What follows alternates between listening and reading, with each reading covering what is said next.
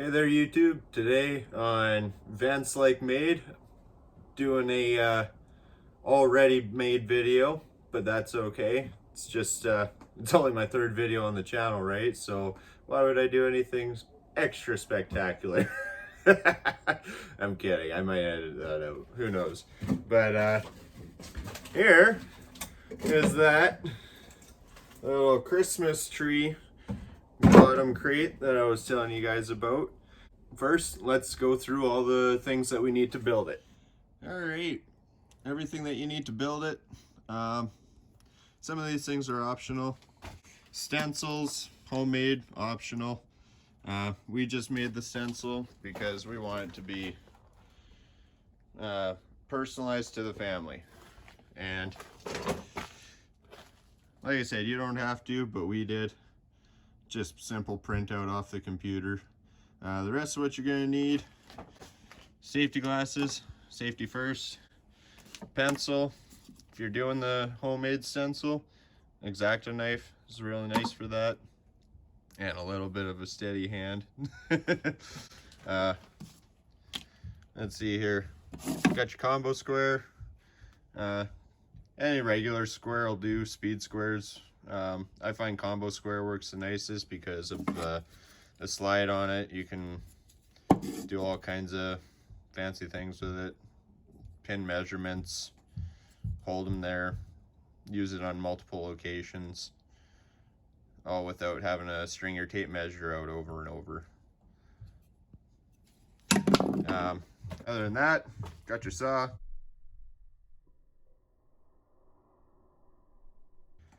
Got your impact. Well, you don't really need an impact cordless drill, but I like the impact. It's just a personal preference. It has a lot of kick into her for pretty much everything I need to do. Screws we're using are deck screws, so I put on there a square bit. It's a little rounded. I'm gonna need a new one. After the last couple projects, it just kind of rounded itself on the tip. That's okay. Always buy more of those. Couple clamps, varying sizes. Most of what I use is the bigger heavy duty clamp. Nice for everything. Got your release, got your squeeze handle on it. What I really like about these DeWalt clamps is that if you need to fit it into a spot that you wouldn't be able to fit a regular one, you can. I'm not actually sure if they all do this because I saw these and they're the first ones I bought. I didn't even hardly look at the rest of them, and these are honestly the first clamp of this style that I've ever bought. So there's a little bit of lack of knowledge as far as I go. No, that's okay, whatever. Like I said, no one get better from here, right? I got your tape measure. Any length will do. You're not building anything too significantly large, so I just use a 16-foot. All right, so let's just clear this table off and get to showing you what I did to build this super simple build. All right, so when we first started thinking about how to build this crate, we got some inspiration from the internet like everybody else, and what a lot of people had suggested was take one of these old IKEA end tables and flip them upside down and just board up around the outsides with your 1x4s. And you know, we tried at first to start doing that. The wood I had at the time didn't really allow for me to do that. I didn't have enough. I would have had to go buy some, and I didn't really feel like doing that. I had wood enough to do an even better and an even simpler design, and you don't have to go buy a end table, or if you already have one, you don't have to use it up for this. You can just sell it. So or do whatever you want. Nope, not everybody has to sell it, but no, simple idea. I just did 3 sides on our box. You can go 4 sides, but since nobody really ever sees the back end of our tree, we just decided to do 3. And it works out a lot better that way. I need a lot less wood to cover the amount of space I need on this, as opposed to, just hold that there, as opposed to that. So you can kind of see the height difference there. Plus, if I would have made it into this, I would have to either cut these legs down or build a stool to put the tree on.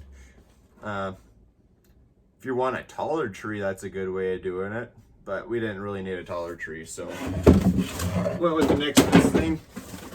A couple of 2x4s on the inside to hold all 9 planks together.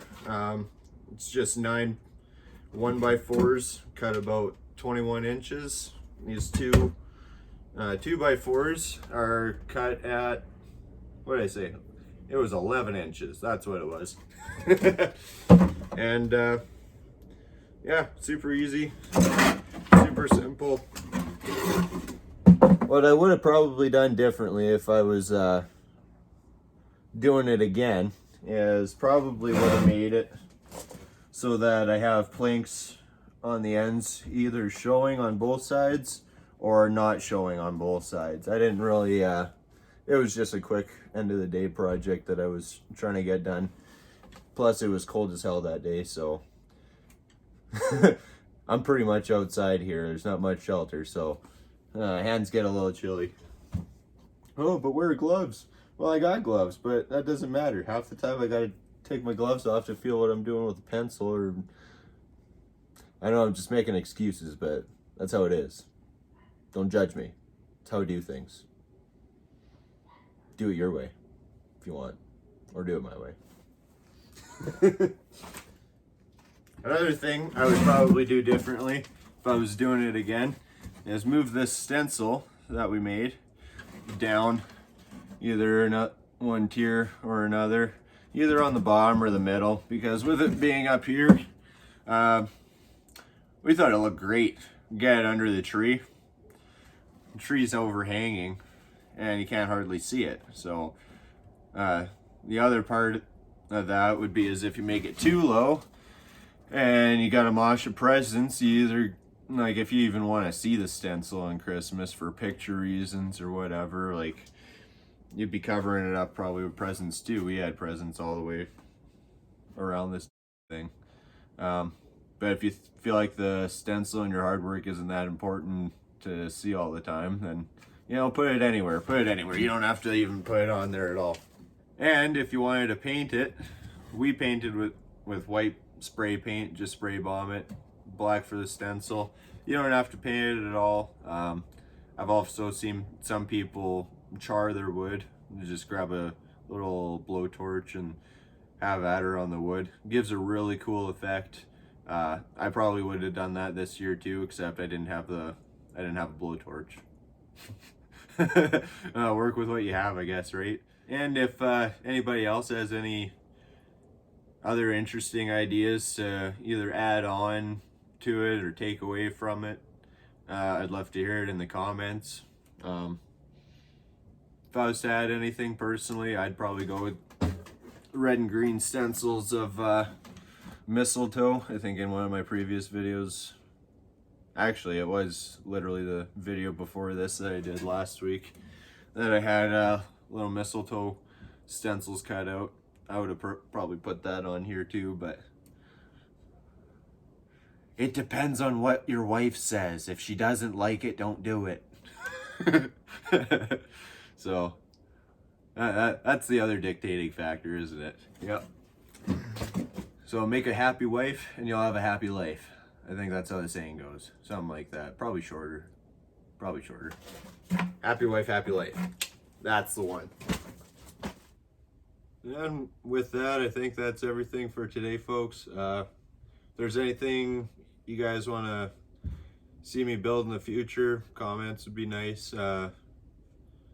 As of next week's video, I'm kind of thinking about doing a video on those benches that I made up on the deck, and we'll do a review of the drawings I made out for it, all the cut list, how I put it together, what I needed to do it, And yeah, other than that, other videos coming up. I was thinking of doing is thinking about doing a grinder teardown video and put it back together.